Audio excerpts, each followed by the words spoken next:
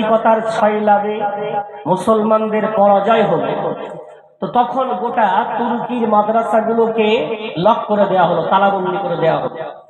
তো তৈয়ব এরদোগানের যিনি শিক্ষক, তিনি এক হাফেজে কোরআন, তিনি ছাত্রদেরকে একদিন ডেকে খুব কাঁদছেন আর বলছেন, বাবারা মাদ্রাসা তো বন্ধ হয়ে গেল, কিন্তু আমাদের তো পারগতা একটা আছে। বলে, হুজুর কি পারগতা?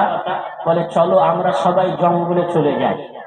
পারবে আমার সাথে যেতে? বলে, হুজুর আপনি যেখানে যাবেন সেখানে আমরা যাব। বলে, খাওয়ার দায়িত্ব আমার না, পড়ার দায়িত্ব আমার, দায়িত্ব তোমাদের।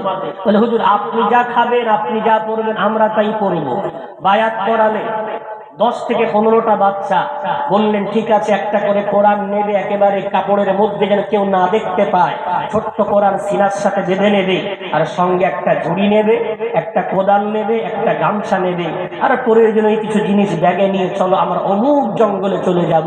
জঙ্গলে গেলে গিয়ে বললেন, বাবারা ব্যাগগুলো রাখো আর এখানে বসো, আমি তোমাদেরকে এবার কোরআন পড়াই।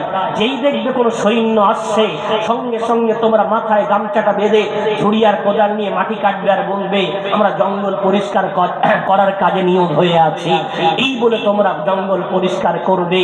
তৈয়ব এরদোগান সেই 10 থেকে 12 জন ছাত্রদের মধ্যে একজন ওই জঙ্গলের পাতা সাফ করত আর সুযোগ পেয়ে কোরআন তেলাওয়াত করত। এটা ছিল তাদের পারগতা। আলহামদুলিল্লাহ, তারা তাদের পারগতা অনুযায়ী সেই জঙ্গলে কোরআন শরীফ পড়েছে। আজকে সেই তুর্কি, সেই তৈয়ব এরদোগানের হাতে আমার আল্লাহ তুলে দিয়েছে। একটু জোরে বলা যাবে না? ও বান্দা, তোমার পারগতা তুমি করো, পারগতার বাইরে যেটা আল্লাহর কাছে অর্পণ করো। এসে দেখে ভালো লাগছে, সুন্দর জামে মসজিদ, সামনে একটা মাদ্রাসা বানানোর পরিকল্পনা। দোয়া করি, বিরাট বড় আলেম টালেম না, ছাত্র আমি কোরআনে, ছাত্র আমি হাদিসে। বক্তা আমাদের সভাপতি সাহেব তো ভালোবেসে আমাকে এনেছেন।